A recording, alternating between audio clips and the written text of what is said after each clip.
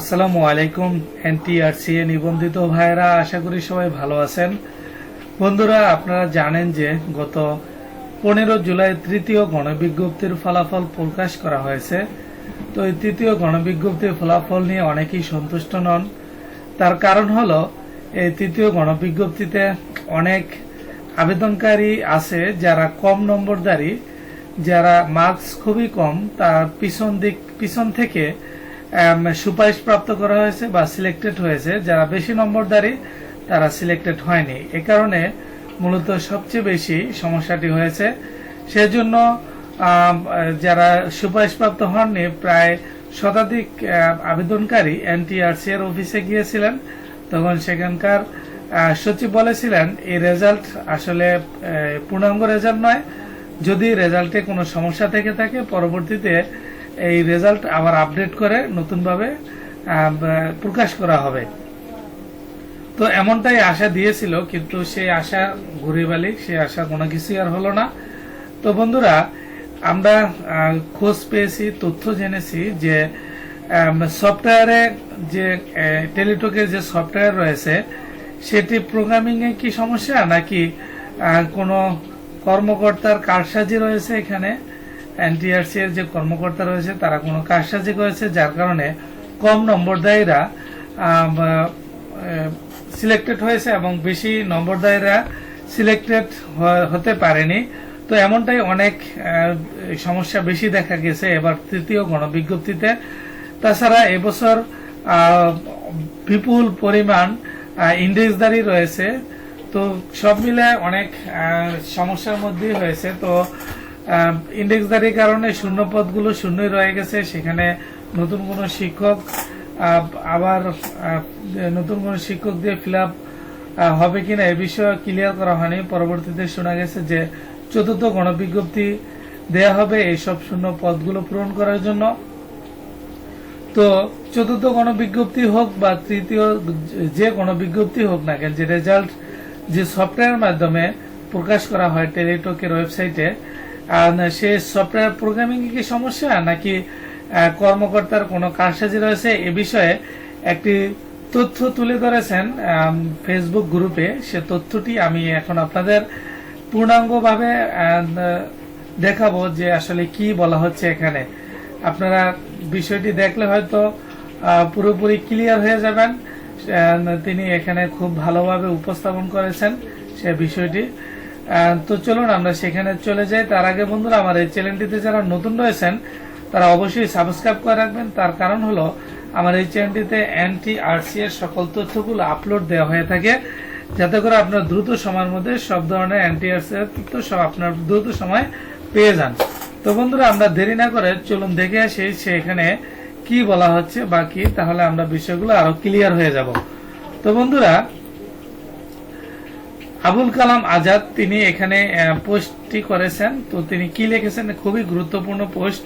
এটি দেখে আসলে আমার খুবই ভালো লেগেছে যে তিনি এই ধরনের একটি তথ্য এখানে উল্লেখ করেছেন। তিনি এখানে লিখেছেন, প্রমাণিত ভুল পেলে অবশ্যই করণীয়। একজনের অভিযোগের পোস্টে দেখে তার আবেদন এবং মোবাইল নম্বর দিয়ে যাচাই করে দেখলাম আসলেই অনেক পিছনে মেরিট থেকে নিয়োগ দিয়েছে, কিন্তু তার আবেদনকৃত পদসমূহ তাকে বঞ্চিত করা হয়েছে। যাদের হাতে ভুল রেজাল্ট, দুর্নীতির প্রমাণ আছে, প্রমাণসহ এনটিআরসি তে যোগাযোগ করুন। এটা হয়তো সফটওয়্যারের ত্রুটি কিংবা দুই একজন অসাধু কর্মকর্তার কারসাজি।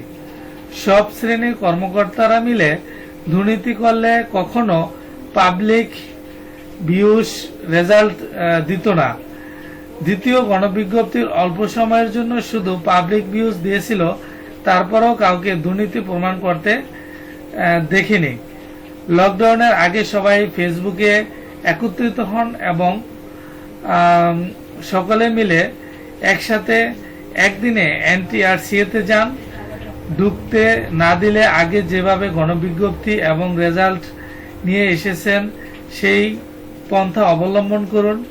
এরপরও কোনো সমাধান না হলে প্রধান সারির মিডিয়াগুলোর সাথে প্রমাণসহ ফোন, মেইল সরাসরি যোগাযোগ করুন। অবশ্যই অনেকের দাবি সঠিক নয়। একই সাবজেক্ট থেকে নিবন্ধনধারী তবুও যদি পরে মেরিটধারীর চাকরি হয় তাহলে অবশ্যই প্রমাণসহ যোগাযোগ করুন।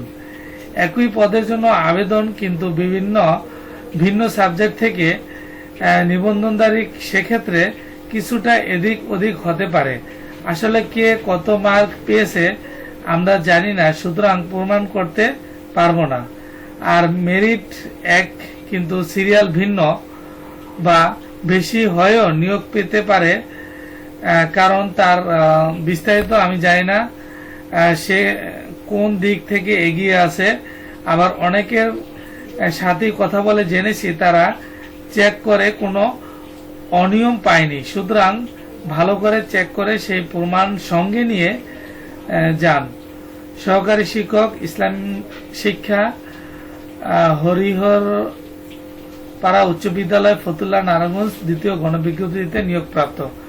তো এই আবুল কালাম আজাদ তিনি এখানে বিষয়টি তুলে ধরেছেন এবং বিষয়টি আমরা দেখলাম।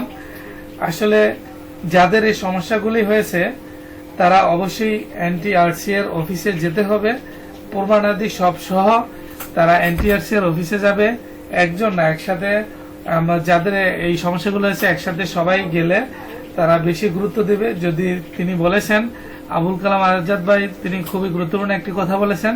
তিনি বলেছেন যদি এনটিআরসি এর অফিসে ঢুকতে না দেয় তাহলে প্রধান সারির যে মিডিয়াগুলো রয়েছে তাদের কাছে প্রমাণ সহ এগুলা তুলে ধরুন, যাতে করে সবার নজরে পড়ে। তো এমনটাই বলা হচ্ছে। তো বন্ধুরা, যাই হোক, আশা করি চতুর্থ গণবিজ্ঞপ্তিতে এমনটা হবে না, এ ধরনের অনিয়ম বা দুর্নীতি এমনটা না হোক, সেটাই আমরা আশাবাদী বা আশা করি। তো শুনেছি চতুর্থ গণবিজ্ঞপ্তি খুব দ্রুতই হয়ে যাবে। তো আশা করি ইনশাল্লাহ নতুন নতুন আপডেট পেলে আমি অবশ্যই আপনাদের জানিয়ে দেব। তার কারণ হলো আমি কিন্তু বিভিন্ন সাইট ওয়েবসাইট ঘুরে ঘুরে আমাদের চ্যানেলটিতে আপলোড দিয়ে থাকি, যাতে করে আপনারা খুব দ্রুত এখানে এনটিআরসি এর সকল তথ্যগুলো আপনারা পেয়ে যান। তো বন্ধুরা, আজ আর কথা বাড়াতে চাই না, আপনারা অবশ্যই আমাদের সঙ্গে থাকবেন, আমরাও আপনাদের সঙ্গে আছি। ভালো থাকবেন সবাই, ধন্যবাদ সবাইকে, আল্লাহ হাফেজ।